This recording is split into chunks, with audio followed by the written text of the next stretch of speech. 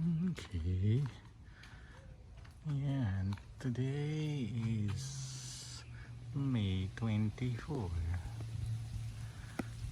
May bunga. Nasa na? Kaisa-isa mga tol. Yan. Hindi pa nga namumulaklak. May 24 na mga brad.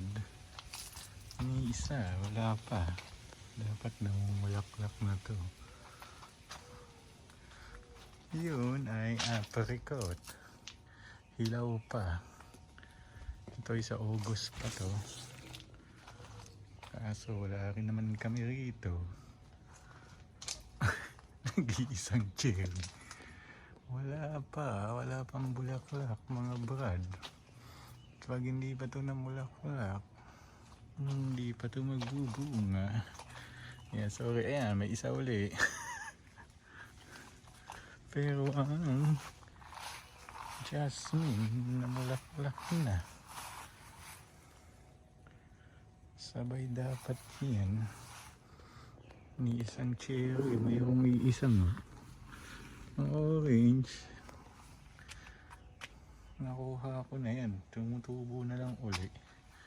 Okay mga tol. Next year na lang. See you na lang next year.